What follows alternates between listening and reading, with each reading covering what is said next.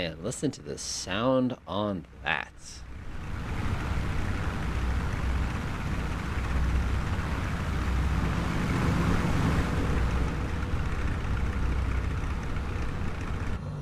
Oh man, it looks good. Welcome back, everybody, to another one of our live streams. Our live stream count is up in the 60s now, for those of you who have been keeping score this whole time.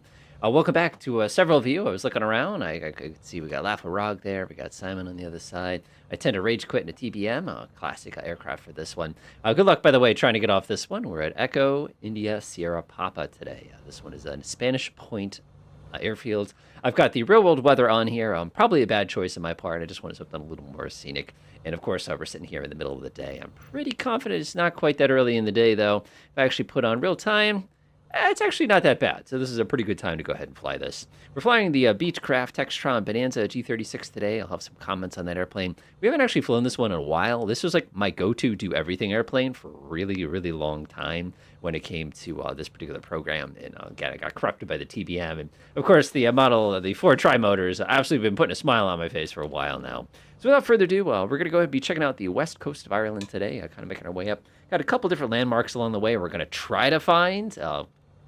50-50 if we actually find them. But what I'm actually going to do here, and this is a very, very naughty, is I'm actually going to put on landmark. I know this is like something I don't normally do, but like, yeah, I don't want to miss anything today. All right, well, let's go ahead and get going. We got our aircraft all ready to rock. Look at how awesome this little lineup here is. Like a proper flight club, definitely for sure. So we're on the grass, so I'm going to pull the yoke towards me. I'm going to tap just enough power to get us rolling. Again, in the with the real Bonanza, I don't think that I'd want to put this on this kind of ground. This would be pretty bad. Check for traffic. I tend to range quit, just sort of chilling there in the TBM. We're going to get our way off the big, thick, heavy grass. Check our wingtips real carefully here. How you doing? And we'll start making our way to our little journey here. Now, we've been to Ireland once before, for those of you who keep track of all of our live streams that we've been doing all along here. But the last time we were here, we actually took a ultra hypersonic aircraft to get here, and we just landed. We didn't actually do too much exploring. Yes, anybody can join. This is not a private club. This is just, jump on in and have some fun. We're at Echo India Sierra Papa if you want to come join us. And like I said, I got the Bonanza. Of course, this is probably a good plane. When I first sat down and said, hey, I'm going to do a whole thing that's going to take place in Ireland, I did some quick little maps back and forth. I had stuff going, like, from Shannon, and then I went up to North Island and all those kind of things. And my end result of all that exploring and trying to go ahead and make it the way that I wanted resulted in a situation where I had like 600 miles of flying. Now, I got to say, I did not think Ireland was that big. And again, that was easily staying directed on that one and perfectly fine. No big deal in that regard. So let's go ahead and do all of our pre-flight checks here. We got the cow flaps. We're going to get them in the open position. We're having an interesting problem with the cow flaps on the aircraft that I fly, actually. Just be careful with your engines, that's all I have to say. RPM looks good. I'm not going to run through the magnetos. We checked those already this morning. HSI looks pretty good. I don't think I need to change any of that stuff. And we're lovely. Full RPM looks good, looks good. So taking a look at the wind, we have a wind 180 today. So taking a look there, it's going to be coming off our left. So we're going to go ahead and stick our yoke to the left direction. We're going to release the parking brake. And again, we're going to pull back because we want to do a bit of a power wheelie here. And we'll go ahead and get rolling, full power. And we're just lightening up the nose here. There we go, nice. And keep that yoke in. And it's going to come up and it's going to drop the left wing. There it is, right there. Oh, man, that looked great. Give it a second. We are a single, so we're going to wait. Gear up. And now we're on our way. I'm going to leave the flaps in for half a second here. Whee! That's a little bit bumpy. Oof. All right, go ahead and bring up that notch of flaps there. We'll immediately set cruise power or climb power, kind of a thing like that. Yeah, it looks pretty good. I'm going to leave the cow flaps open, and we are on our way. So our first destination is going to take us up north here, and I'm just going to kind of take a nice, gentle right turn. And hopefully I didn't just cut off everybody behind me, which most likely is exactly what just happened. The codifier, I missed you. Welcome back, by the way. And we're just going to kind of hang this a nice, gentle turn. Like I said, real world weather, I think it's like 14 knots or something like that, so it's a little tiny bit windy. I've, like I said, never been here, so I can't speak to how windy it is. Usually when you see Ireland in movies, it's always like, on these like really tall mountains that are right next to the shores kind of a thing, like almost like a sideways fjord sort of deal. And you always see like, the hair going everywhere, and there's like long coats, and the sky is always, a little gray. Like to me, that is sort of the stereotypical kind of image when I think about it. Or, I think about things like, pictures of like castles or like, quiet glens and and things like that. Or like, you get these roads where it's like kind of overgrown with fields on both sides with these kind of like little villages.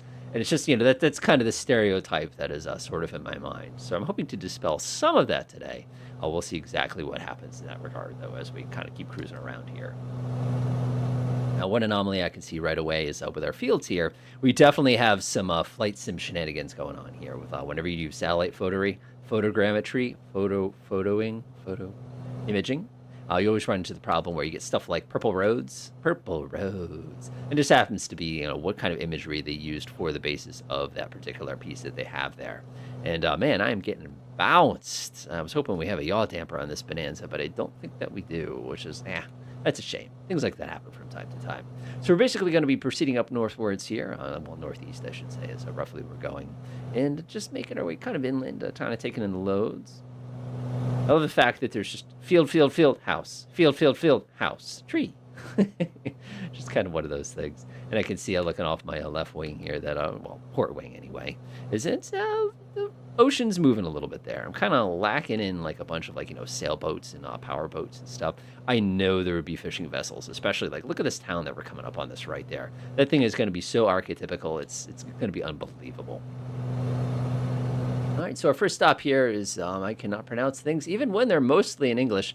Blake's Corner, it's Enistaman, it's a neat little town kind of a thing like that, some old stuff. What I was hoping, though, is there are some really, really neat historical buildings. I don't think we're going to get a great look at it, which is kind of a shame, but it's, like I said, the nature of Flight Sim doing the best it can with what it has kind of deal. Of course, we have 2024 coming out in a year. That'll be interesting to see how they improve or don't improve on some of the environments. One thing I do want to do, though, is just do this real fast. 59 degrees Fahrenheit. It is the middle of the summer for us in the States, so I guess it just does not get as warm here. But again, that depends. Oh, hello. Love how just, like, it's not flat, but it's like rolling. The word I want to use is rolling. Now, one of the really classic strategy games out there is Crusader Kings. It's basically one of those classic, I forget the company that makes those strategy games. But they always kind of make the same style game, like Heart of Iron and Victoria. Those are all of the same thing. It's going to come to me in a minute. But the one thing that was always fun to do is to play as Ireland, because you have a great tactical advantage because you're an island. And it makes it a lot safer than playing as, the Holy Roman Empire or something like that. Check that out, like the little main street there. It's cool. All right, we're going to go ahead and take a nice hard left turn here. Back onto the power. Gotta imagine all these old stone buildings that were like, 400 or 500 years old. We don't have a lot of that. Where I live in a very old town. And one of the cool things is we have a whole kind of downtown where there's all these old buildings in it. And by old buildings, it says like built 1861. And they're all like wood houses, and who knows what's actually original on them. It kind of reminds me of Normandy, not gonna lie. And it's just one of those things. Forgot to put my safety belt on. My bad. All right, so I'm going to come to the right a little bit here. We're going to head to one of those quaint little fishing villages with a drinking problem. Or is it a quaint drinking village with a fishing problem? I can never remember which way that goes. Put a couple more RPM here. I'm kind of low. We'll probably get 25 at 25 at this altitude. There we go. I think everybody's all nice and caught up to us as it is. Oh, man, you could just smell the seawater. Like that whole region right there, that water does not look that good in that particular estuary right there. Oh, I love this. It's like the American suburbs right here. Neat. Everybody's got their own driveway and everything. Cool. Thanks, random guy. It's a weird thing to have to say out loud, but it's just kind of one of those things. Appreciate it. All right, so we're going to kind of head this way. I've actually got, like I said, a lot of mixed content coming out, because one of the great things about summertime is I have time. So I can experiment with other genres and games and programs and types of things. I love these just fields everywhere. I feel like I need to be in a long wool coat right now. Just like, I can just feel it. And I'm getting bounced around by the winds here.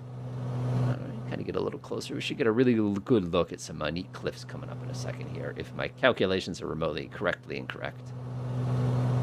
Look at that. Well, no, I did that correctly. These little roads and everything like that. Neat. All right. So now, theoretically, if my calculations are correctly incorrect, we should go over what I think of whenever you see pictures of Ireland. You get this kind of thing right here. Look at that. Everybody's here today. Oh, man. Look, check it out. Oh yeah, that's lovely right there. Look at that.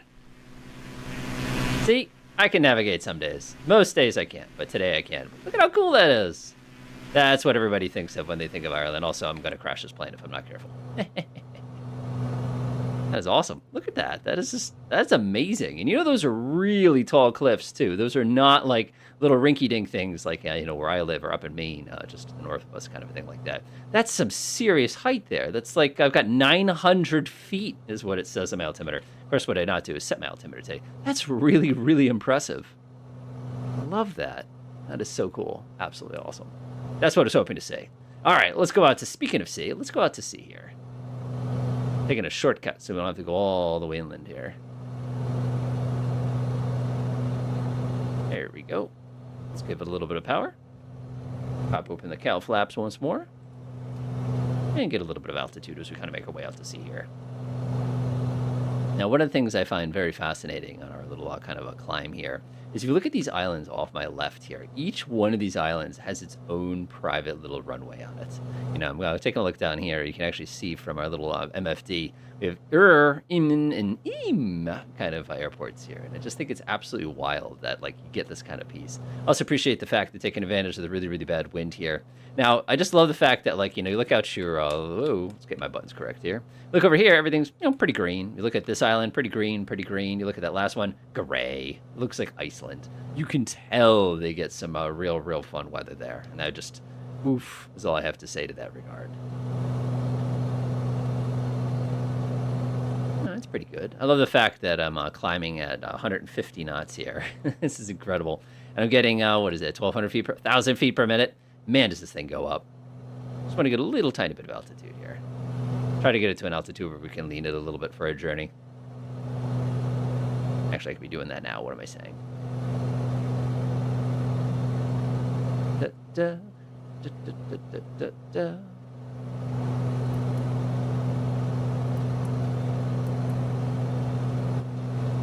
Da. Big thing is, if you're going to lean your engine, please don't be leaning your engine. Oh, too much. Yeah, too much. I don't want to overdo it. The reason being is we're under climb power right now. You don't really want to be going too aggressive with that, especially under 5,000. There we go. I'm going to come bring us over to the right a little bit. And we're going to power towards those very, very, very large mountains, which are right over, you can see them right there where I'm pointing. Looks pretty good. Like I said, about 3,500 feet should get us just high enough. This plane is so much more pleasant when you're flying over, not flying over terrain. And just going over water like this is great. Of course, the concept of flying over water and not being able to be in distance of land in a single-engine plane is completely incompatible with what I think of safe flying. But that's just me. How many times have you flipped the fuel selector and accidentally gotten the one that shuts the engine off? I think I've almost done that in the real world a few times too, which is not an achievement. Not something you want to be proud of there. All right, let's go ahead and flip on the Das Auto. Now it's the autopilot there. Why is he not inflating next to me? I'm disappointed. It's nothing like the movie Airplane. There we go. A couple more powers here. 2,500. There we go. Oh. So one of the things I learned in the real world is it's impossible to get this number to agree with what you want it to be. Like, see how it's 2,500? It just won't do that in the real plane. It'll be 2,560, and then you look down and it's 2,480, and then like, yeah, I'm not even going to try. And if you thought this was bad, the mixture is 50 times worse in the real world. There we go. 35. Level us off. Close those suckers up. Let me finish up what I was doing here. 25 and 25 will be fine. That's a pretty high-powered cruise, but we'll be fine. There we go. Let's go ahead and shut the assist off. Turn the assist back on. And let's see what we end up with here. Minus 50 is way too much. That's on the lean side. Gotta go back up the other way. We're looking for 25. Too much. Lovely. Done. Man, I wish the planes that I flew had that. That's awesome. All right, so now we're cruising right here. I'll kind of make our way way down that way. Actually, let me go climb the other seat. Probably shouldn't be taking my safety belt off, but apparently I didn't put it on in the first place. But if you go way to the end of this place that we have coming down this way, get to Galway. There's another airport down there. And this is kind of like an intersection of two major highways. Again, the weather's pretty lovely. Absolutely beautiful back there. Like, that's exactly what I think of when I think of Ireland. Got to get your little aggressive drone shot. And then when we pass over this part, it kind of makes me think a lot of northern Scotland. It's got kind of a similar terrain. Like I said, we cannot do streaming without involving some sort of mountains at some point, which is why we're kind of on course for this particular spot. But synchronize my heading, why not set that one too? So, quick story about Beechcraft Bonanzas.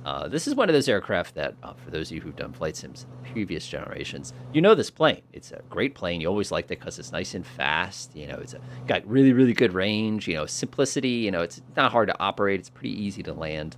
But one of the things I did not realize until I met one of these actual airplanes in the real world is how big they are. You know, when you think of Cessna 182s, you're like, well, this is pretty good size. Or you think of like a Mooney, like Ovation or something like that. You know, pretty good size. You come up to this plane, and I can't go outside right now, obviously. But you stand next to this wing, and like on a Archer, like you just put your foot and up you go. This, it's like you have to climb up onto it. And then the body itself, you don't realize how much space there is between these seats. You know, coming from, 182s and Archers and Moonies, like this is downright luxurious. Look at this. I can like put my knee and kick the guy in front of me and he can kick me right back, kind of a thing like that. That's an amazing amount of space in the back of this aircraft. And it's so wide. And I imagine it's nice and comfortable. It's also 300 horsepower, which is absolutely awesome, that's awesome. Now, looking out my left window here, like I said, we have you can definitely tell they get the wind here, lots of glaciation and all those kind of pieces. So probably not as occupied. Again, I don't see as many farms down this side. There's a couple of roads. There's like one right there, but probably not where people like to hang out, kind of a thing like that. But when I did finally get to see one of these things, it's loud, it's powerful, and the wings are much, everything's just bigger than it looks like in the flight sim. If you fly in VR all the time, you probably had a chance to see this thing, like kind of get an idea for it, but you have to see it in person. This is not of the 182 class. This is a class above. Even if I take my mouse to the top and hit weight and balance real quick, look how much fuel we've used, by the way, already. You can see I'm 3650. I believe 172 is what, 2950, I think, full load. So it just gives you an idea that extra 500 pounds is a substantial amount of airplane. But that being said, if you actually took a look also here, you would see the fact that we don't really have that much capacity to hold people. Like at full tanks right now, I am 60% of the way through my payload. I couldn't fit two more of me in the back seat, which is welcome to small airplane land. You'll never, ever solve that problem unless you have a Cherokee 6. That is. Kind of reminds me of Iceland, a little too green, but again, this kind of a terrain here. Man, for those of you who know the works of H.P. Lovecraft, you got to imagine like these kind of little villages and stuff like that, kind of the inside of these places. And you just know if there are, deep ones or anything living, these are definitely where, again, thinking American fiction for a second, American horror fiction here, this is probably where I would look for it. I'm enjoying a nice relaxing flight. Oh, there's the Dakota Fires catching up to us. Quiet cruise today. Almost had it. I have a little joystick. All right, so what we're going to be doing now is we're going to be cruising up to our next location, which is a pretty neat. It's Kylemore Loch, which I assume is lake. Again, I'm not an expert on any of these things. And it's a kind of neat little town here that we're going to be hitting up after we cross these mountains. And then we're going to basically be cutting to the east there, trying to kind of head up the lake kind of a thing, nice and low and dangerously. Go through a bunch of really, really nice little wooded regions and make our way up towards our terminus, which, again, like I said, trying to absorb some of this. Now, it's just incredible to think that we've only traveled like 30, 40 miles, but just how the terrain is completely different. Like, you see a lot of movies that are made in Ireland, Scotland, England these days, like when they need sort of the whole kind of windswept whatever. I think of like, Wuthering Heights and things like that. We definitely have found the right spot. We found some green. And these little lakes. Could you imagine how cold the water in this lake is in like March or May? Oh my gosh, that would just be absolute pain. And like everybody's little fishing boat just sort of doing their little thing here. It's a shame they don't simulate that with traffic yet, because that would be awesome if they did. See little people with two little white lines as somebody's just kind of coming here through a little luxury kind of cruiser sort of a thing like that. Look at this though. It's like out of nowhere. It's like mountain, kind of a thing like that. Yeah, they're up pretty high too. It's about 3,000 feet. Again, in my local region, we have one mountain that's fairly tall, but we don't have anything that tall. And I'm just so impressed how you can fit all of these little things here. Probably old volcanoes. It's guy's got it pretty nice right here. Look at this. Got this big yard here and like a little road that just goes right down to the water. Pretty good at height here too. You probably climb up here and like look over and watch the fog come in or something like that.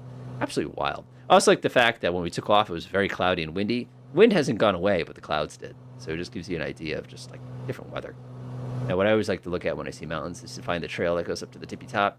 Obviously, you could just hike this, but I don't see a road. I see a couple lakes, though. Very dry. Very, very, very dry here. And incredibly, you go 10 feet. Look at that. It's like when people put golf courses like where they don't belong. That's a little suspicious right there. Nature does not make straight lines. Probably be looking where I'm going here. This is just so fascinating to me. Just so many different places. Kind of reminds me of a golf course. What's this? The links, I think, would be the term that I'm thinking. All right, so what we're going to do now in a second is we're going to come through. We're going to be executing our little turn when we get to this little valley, and we're going to do some low-altitude flying just to see if everybody's paying attention. Love the stall brakes here. Those are so cool. Kind of like a massive stall strip, you know, try to make it a little bit safer when we do finally stall brake at a different spot on the wing. So clever. And this is about where we're going to start a descent. This is a Connemara National Park. So it probably explains where there's not a lot of roads coming in and out of here. And definitely not as many houses. This is crazy. Like standing up here, Baron, oh, hi, kind of a thing like that. Oh, Elastic's got a H-125, a helicopter coming up to us. They'll probably catch up in a second. I did not want to do this one in helicopters. I wanted something kind of quick. We almost did this in ultralights, but apparently the island's just a little too long for me. Such a neat region. All right, there should be a highway on the other side of this mountain. Oh, whatever, motorway, I think they're called.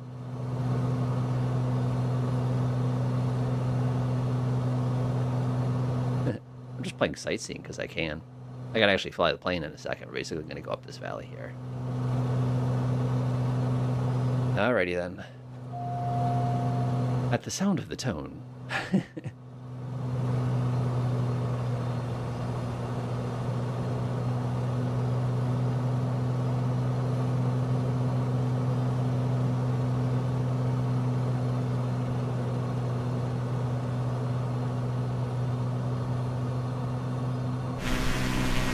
Going down.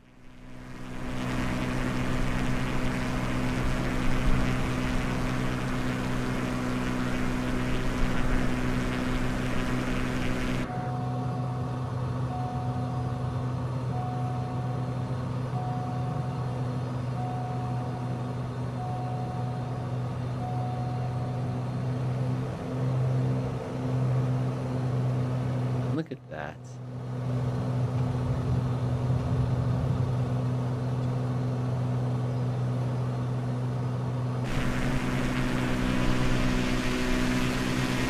Little bus is kind of making its way down with the trucks. The water's definitely a little choppy. We've got some white caps going on there. Good indicator. All right, let's head on out. I love it when you hit just the right angle of attack in Flight Sim. You get that kind of sound. Love it.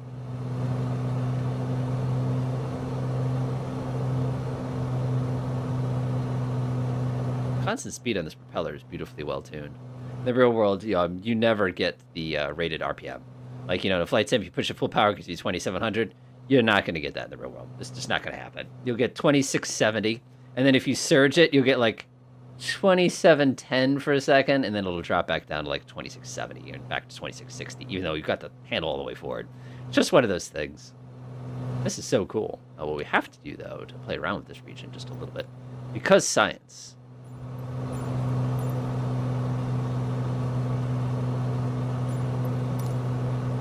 It's science. I don't know how much snow Ireland gets. Yeah, I'm just kind of sucking it in for what we have here, kind of a thing like that. It's kind of like fjords, actually. But man, look at that. That is just, it's like tundra. It could be in Antarctica. One of these days, by the way, we do have to fly a Douglas commercial something in Antarctica. It'd just be right. It's so neat. Those clouds would turn this plane into just an ice cube. Like, I could feel the ice forming even though I'm not in the cloud. It's just kind of one of those things. Man, this is awesome. What a neat region. Be a fun place to take little ultralights or even gliders in, I'm sure. I'm gonna come straight down this way.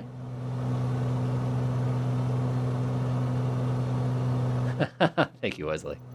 I had a feeling. Boing. The best thing is you can turn the snow on in the middle of like Iraq or something like that. I know Iran does get plenty of snow up in the mountains, but like you usually don't think of those kind of countries as being loaded with snow. Hear a very angry grumbly noise right behind me. Always. Too bad we don't have speed brakes. Ooh, this turbulence is rough. 500. I don't know how I feel about this new turbulence model. Like in the real plane, you do get bounced around. You really do. But like the turbulence is less like left-right and it's more up-down, if that makes any sense. You know, this feels like, you know, category 3 or 2 is moderate or severe here, even though this is supposed to be like average. I think it's just a bit much. And yes, I know you can turn it down. I could just imagine. Of course, so we're not doing proper mountain flying technique here. Let's see, the wind is coming out of the south. That's right off my right, which means we'd want to stay away from that mountain because that mountain would be pushing us downwards. He's getting bounced around too. I don't feel bad. Nice. My fun turbulence story is my good friend who actually does all my videoing whenever we're flying now, which is kind of fun because at the time he wouldn't do that. AB is swings in here. He's right. I'd be being pulled down by the aircon on the side of the ridge. Correct. We can pull up. Let's give it a little bit of power and get out of here.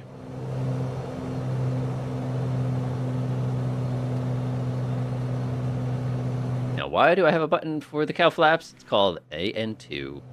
Now, my turbulence story is a good friend of mine, you know, I also work with as well. You know, I said, hey, you want to go fly? And he's like, yeah, sure. And I said, of course, to him, dressed to be hot. And he's like, what do you mean by that? I'm like, just expect to be very, very, very hot. Like, you're talking 105 degrees for an hour, kind of a thing like that. Which, again, airplanes are... I don't have air conditioning on any airplane I've ever operated. I understand this one does. It's actually got a little button right there, and apparently it's at 56 right now. Not liking that very much.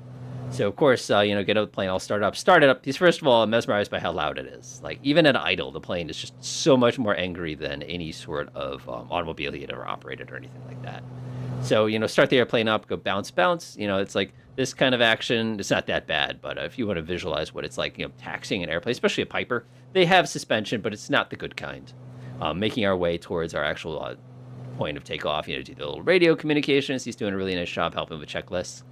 We take off, and for those of you who aren't familiar with the Pipers, they have a little metal finger which activates the stall warning. I don't think we have that on this aircraft. I think we have a more conventional one, because if I could show it to you, it would make more sense. Yeah, we don't have one.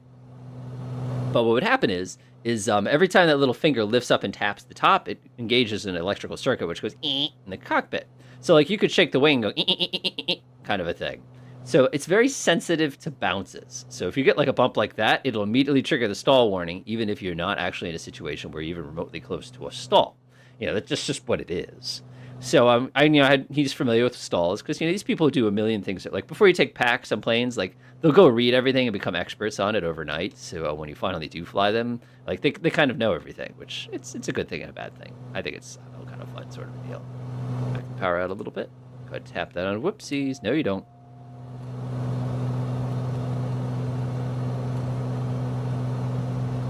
Notice my altitude hold. What do we have? 25? I'll take 25. That's good enough. 25, 30. Close enough. Closest without going over. So we take off, and the plane, of course, is turbulence like this, but summer turbulence, and summer turbulence is terrible. It's like that until you get to 2,500 feet. So the plane's going meet, and it's climb upwards. It's going off. The alarm is sounding, and the plane is shaking, and I look over at him, and he just turns white. Like, you know, for me, like, that's like just every day of the week kind of a thing like that as far as operating an aircraft goes. But he's like visibly like not going to puke, but like I might die today and I should have made amends before I went airborne, which for us, of course, is one of those things. No AB photos. So we get in the air and we climb up to 25. And this whole time, the plane is going like this. Like, this is the whole journey. Like, at no point did it not do that until I had stopped the plane. So we do anything. We flew up to Key, New Hampshire, which is my absolute favorite place to go when I just want to go for a flight. Like, I love it because the traffic is easy. You get to talk to Bradley the whole way. You don't have to deal with Boston. The airport is next to it's like a mountain like this, but it's taller. It's absolutely beautiful area. I've flown into it far more times than I should have, but I don't care. I just love it. So we flew up there, getting bounced the entire way. By the way, there's a video of this if you're curious. If you go back 2 years, but we do our little thing. We go up to Keene. I say, "We'll turn off at the second taxiway." He's like, "Okay." So we're coming in for a landing again. This the entire time. After we did a donate around a mountain, we'd actually had climbed the mountain before, and he threatened to never be my friend anymore. Like, no joke. You grown adult saying, "I won't be your friend anymore" after taking me up the mountain. It's Mount Monadnock, by the way, if you want to look it up. And so, of course, we go up. We do a circle around the mountain, and we come back down. We do our landing. We had to chase somebody out of the traffic pattern, like a 152, who was doing like half the speed we were. Keep in mind, this is an Archer. We turn around. I'm a little too fast on approach. Again, the plane doing this thing. You pull the handbrake. Like, he thought this was like the parking brake. I'm like, no, it's a flaps. Watch, click, click, click. Of course, the plane sinks and drives. Like, I'm not making his life any simpler, kind of a thing like that. So we get down on the ground. We're coming down to approach, little tiny fast. And an Archer, a little fast is too fast, no matter what kind of fast it is. So I hit the ground. If you want to imagine, this is the runway here. I came down. I touched the ground, and the plane went like this. It just. Like, there was no bounce. It was just, I'm up here now. And I'm like, oh, that's weird. Slow down, apply a little bit of power, get the nose attitude back. I come back down, and the plane just sits here, again, along the runway. No power in. It just does this. And I'm like, well, that's not very good. And, I thought I'd left the power in or something like that. Like, it just would not stop. And eventually, it comes onto the ground so gently, it didn't even go thunk. It was just, we're on the ground now. And I actually lowered the nose. That's how I knew we were all the way on the ground. And the reason for this, of course, is coming way too fast. He didn't know that's how landings work, so he thinks all landings are that soft. They're not. Also, beautiful windmills. So we pull into the correct exit, which was awesome. We have to wait for somebody to finish up. We take off again and make him do the whole video and everything. He kind of gets ready for it. And, we go back down. The whole plane's going like this. We get all the way back on the ground. And, there's a great scene in the movie Spy Hard, for those of you who've seen it or not seen it, where Leslie Nielsen's character basically steals a car, and it's a lowrider, and it spends the entire journey bouncing him around doing lowrider stuff. So when he gets out of the car, he's does a little happy dance, not a happy dance, but oh my God, I can't concentrate dance. And that's basically what my friend did after we got out of the plane. So he did that. And then it was another one, just like when I took him up Mount Monadnock. He's like, I don't think I can fly with you again, kind of thing. He was that shocked by it, just not ready for that. And it's one of those things. I'm like, you should see when the turbulence is bad. That wasn't bad at all. Speaking of bad, IFR, anybody? I'm taking a look, and let me look at the conditions. Siglo, we are overcast, 180 at 13 knots. No significant precipitation, few clouds at 2,300. So that means we're 1,800 in the U.S. I don't know what it is in Ireland. It's a little different. But I just feel bad for him. And yes, he did fly with me again. I took him and my friend. We flew a place called Block Island, which is just south of us. Great flight. And I have an excellent photo of him just sitting in the back seat. Like, my students never believe me that I fly. So I show a picture with another teacher with me. And they're just like, what? Like, it blows their mind that we can do anything other than be teachers. It's so funny. And teachers out there know exactly what I mean by that. It doesn't matter if you're kindergarten, it doesn't matter if you're college. You're only a teacher to them. And that's one of the things that always cracks me up. I've since then flown him many times. He kind of got over it. But he does have to, recharge himself. And one of the jokes, like I said in the beginning, was he said, make sure you dress to be hot.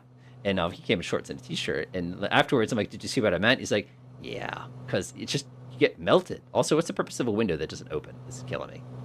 But it's hot. It's so hot. Even if it's 70 degrees outside, this Fahrenheit, by the way, it'll be 100 in the plane. It just is. It's just kind of one of those things. Like right now, we're pushing 52. I'd still be wearing shorts. Like, not gonna lie, it's just kind of the way that it is. But yeah, it's funny.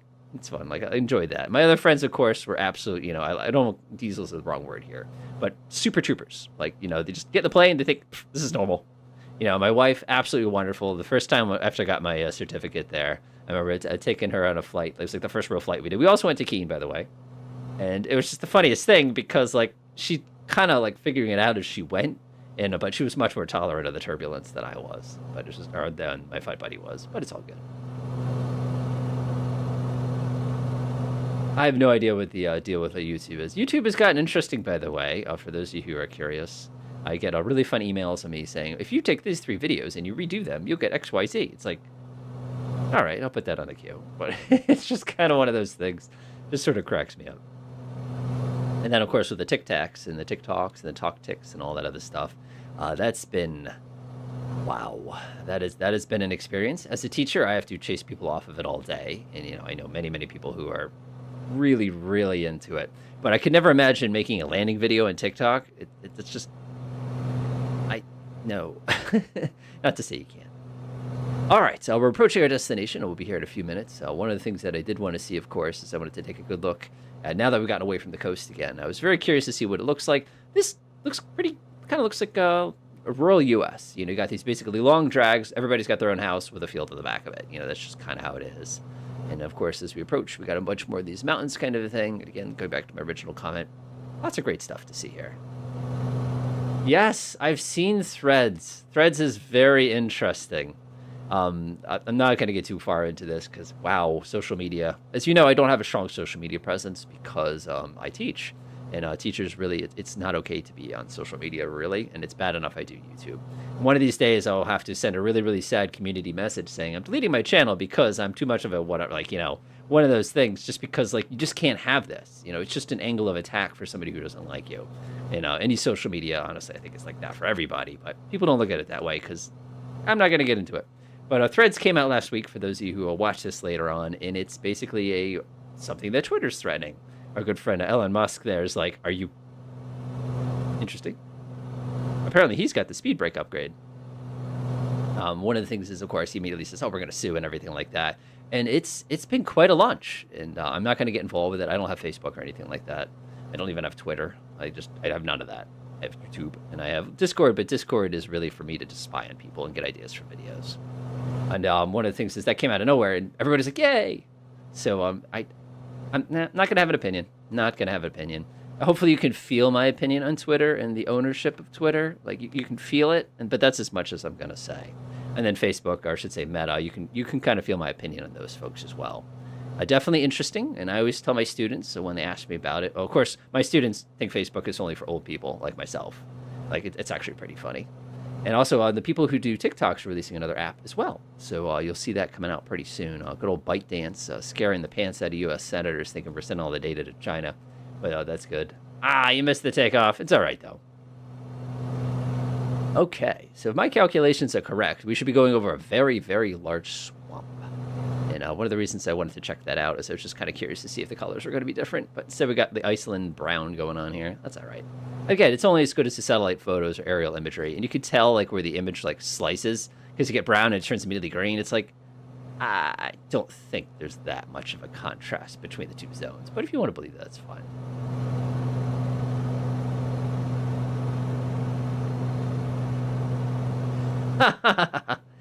AB Photo, I appreciate that sentiment. If I'm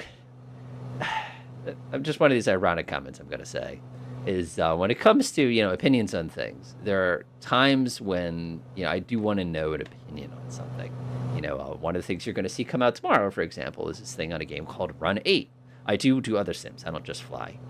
But you hear some comments on that. And one of the problems I had with it is it actually was very, very difficult to find somebody's opinion on that. I mean, there's a lot of neat kind of talk about it, but I just needed more information. So I actually ended up making a video over kind of a piece like that. I think, nope, I'm not going to go down the social media hole. You can hear my opinion from the tone of voice here, so I'm not going to get into it. But it's interesting. And of course, with social media now, and now we have artificial intelligence, and they're working hand in hand. Oh man, it is. I'm sorry, humanity. I'm looking at you. I'm looking to all humanity here. I am sorry, but technology is going to be more of a part of your lives than you ever could have imagined, ever. That's my piece to humanity there. And it's unbelievable. I teach, but I could have ChatGPT write up this whole speech I'm giving right now. I could have it do it in real time if I wanted. If I teach computer programming, a programmer could identify what your mistake is, explain why it's your mistake, and then give you exercises on demand that are auto-corrected with your mistakes correcting instantly. That's going to crush it. It's, oh my God, technology. Again, here I am. I love technology. I'm flying technology. This program is I don't know. I'm ranting. I'm sorry, everybody. You came here to watch me fly planes. Of course, I'm not really flying a plane. I'm letting the autopilot get it for me. So what makes this plane unrealistic? If you take a look right here, this is all capped and it's like nice and even. This wouldn't be like that. There'd be a nice stain no matter how new this plane is, and this cap would not be centered. It'd be slightly off to the right or slightly off to the left, and this little lip right here would be lifted just a teeny tiny bit, and it would scare the pants out of you the entire flight. It's just, you know, little details. Little details. All right, let's get into Siglo. So we're going to be landing... You're going to love this. So the winds right now are 180, which is the definition of the wrong wind for this runway. Ha! So AB photos is actually pretty funny because you pick something right on the nose there. So as everybody knows, you get a flying name, and once you're assigned your flying name, you can't do anything about it. I told this story before. But when I was first learning to fly, one of the refueling guys, the line guys, nicest kid ever, and really, really fun guy too. He was like, he'd always ask me fun questions. But one of the refueling guys, he knew that I taught, but I was older, so I obviously didn't teach high school. I obviously was professor. So he immediately started calling me professor, to which the lady who also works at the front desk, super duper nice lady, by the way, she will tolerate me being stupid on the phone. Not everybody does. She does. But especially when you're calling for fuel at a stupid time of day. But one of the things is you know, he said, oh, professor, oh, professor, where are we flying today? Oh, professor, you know, like all these things as if I was a professor. And it quickly, you know, they caught on to this, and that became my flying nickname. So it's very appropriate AP photos. It is a P. And I do teach post-grad. I do a little tiny bit of that now, that's fun. I'm not going to get too far into that, though, because it's different. It is teaching adults is not teaching children. It's totally, totally, totally different. All right, let's get going.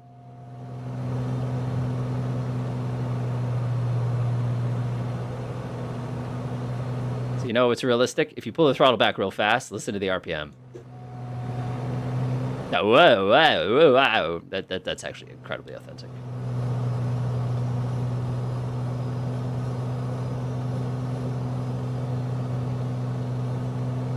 Just kind of one of those things.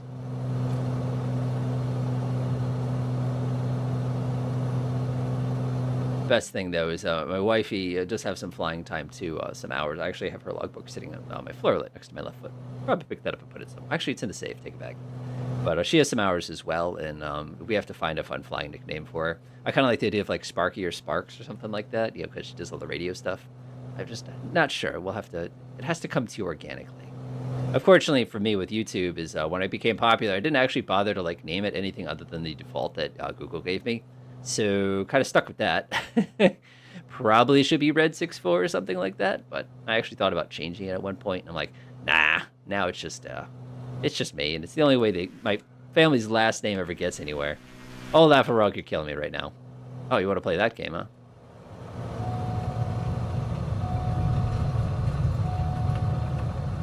Positive G's only.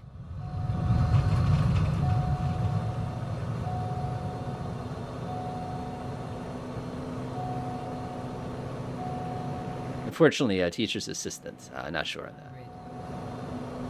I like that little tone to notify you of the fact that I'm being stupid. Shh, I knew that. I knew I was being stupid the moment I tried to fly between these trees right here. Oh, wait a minute. We might run into flight sim trees. Let me go around. There we go. Okay, much better.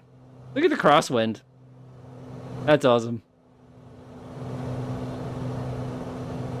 Oh, yeah. That is wind shear right there. That is the definition. That's what wind shear looks like.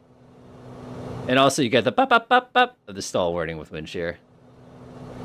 Kind of reminds me of Alaska. Kind of swing across this. Oh, man. This landing is actually going to be work for me. Y'all got to get your $1.17 worth here.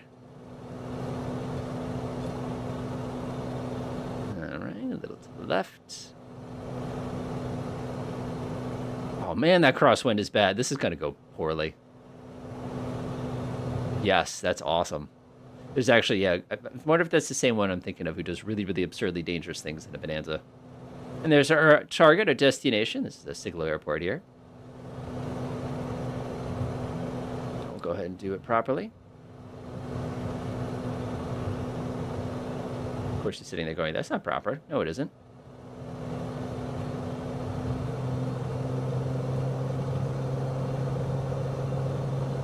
Checking the sock. No, this is towered. They'd actually have to give us permission. One thing I love about the Bonanza is if you don't have a lot of people in the back seat, it actually has quite a bit of power to weight here. There we go. Okay, so a minute ago I was mentioning the fact that there's a bit of... That looks like a SAM site. There's a bit of a crosswind. So for those of you who are flying with real weather like myself, enjoy.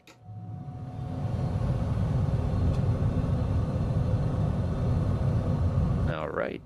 Go ahead and get ready for crosswind landing procedure. Oh, boy. Oh, my gosh, that's a strong crosswind. Being pushed back to the runway here. I got to come back over this way. There we go. And we're going to get a stall warning in a second. How do you know you're flying a Bonanza? It's as soon as you go to make the bank, you hear the beep, beep. There it is. There it is. That's how you know you're in a Bonanza.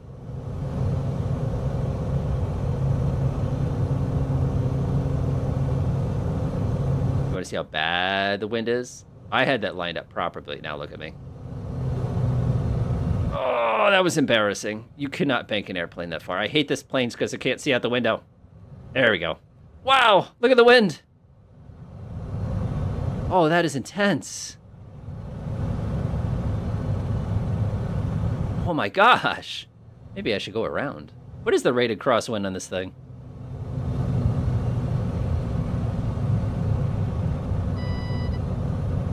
Oh, gonna have to earn this one.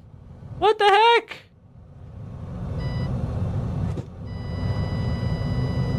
Nope.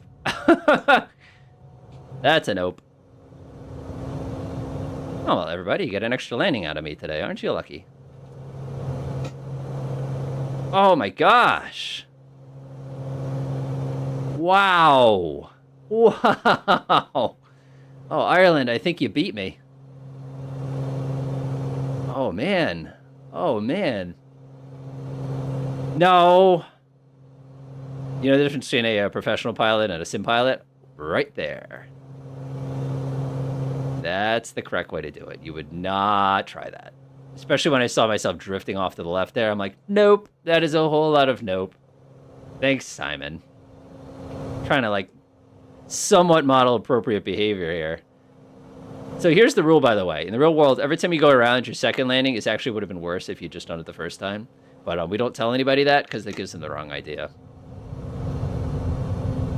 Oh my gosh. Oh man, I have to earn this one today. I guess I get $1.35 worth. By the way, if you'd like to join us for the picture, I will see you down at the terminal once I get this thing safely down to the ground.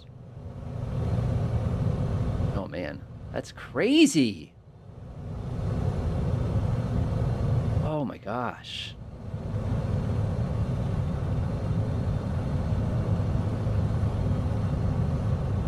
I mean, look at the tree. Like I'm pointing straight, but look at how far I'm being pushed to the left right now. That's amazing. All right, here we go. Whoa! There it is.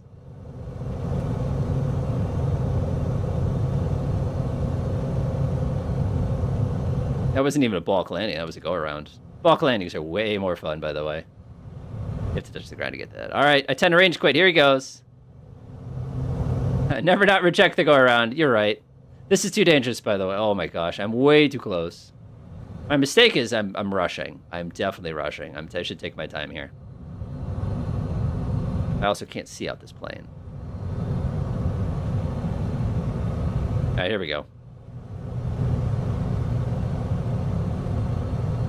It's called the option, by the way. We have a technical term for what that is.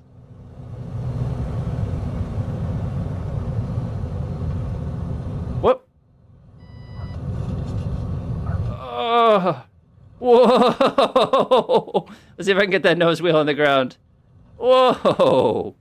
Whoa, whoa, whoa. Oh, I had to earn that one. I had to earn that one. Man, what a crosswind that was. Not bad. Not bad. Wow. Oof. Oh, man, I've done more landings like that in the real world than I like. Yeah, I was going to say, whoa. Actually, I felt a little bit of pressure there. That was like actually trying to get it on the ground realistically. Wow. That's, they need to reorient that runway. That's downright dangerous. All right, let's go say hi to everybody. Get some photographs here. Oop, they got everybody all nice and set up here. I think I'll just come right in the middle and turn around. Wow. All right. Hold the brakes there. We'll go flip around. I like that. It's a good picture. Zoom in a little bit. Try to get everybody. Delightful. Delightful.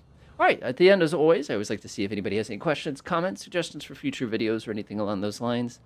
Because I had to earn this landing, I'm not going to crash my plane. I almost always go stick it into a lake or a river somewhere, but I had to earn that one, so I kind of want to keep it, kind of a thing, if that makes any sense. Coming out, we have some stuff about Flight Sim next week. You're going to be seeing some things about weird stuff, like the drone camera. If you haven't played with the drone camera, by the way, it's an absolute blast. You can do some really, really funny things like it. You can fly around with it, and do it like this, and it has a depth of field mode, and you can autofocus and change the different modes and stuff like that. It's actually a lot of fun to play with if you haven't messed with it. But we'll talk about that, and we'll talk about the landmarks and stuff like that. Yeah, not bad. Ireland's a pretty place. Like I said, very impressed by how many different environments there are. Do you do time travels? Oh, Lafarog. Oh, I did. Somebody likes my BeamNG videos. Do I also do time trials? I don't really have the setup to do it properly. So one of the downsides of BeamNG, as I mentioned in the videos, for those of you who haven't seen those yet, by the way, is the fact that I have keyboard mouse set up for that. So I can't really do really accurate anything with timing because I'm just going to crash. I have a 100% crashing on anything over 100 horsepower. So one of the downsides to that is I have to deal with those kind of a thing like those. All right, yeah, but so if Lavrov, if you like the BeamNG, I love making the cars in automation. I just come up with ideas and just sort of run with it, even though they're horrifically ugly. And I don't know, I really, really enjoy stuff like that. I'm not going to crash it, but I will put it into an emergency stall and leave it the last possible second. Yep. No, that's awesome. I love the fact that you like those. Because what I wanted to do is make a thing on premium cars. I don't know, I just come up with really stupid things like coming up with a Lamborghini mom van. And the problem is it's actually pretty good.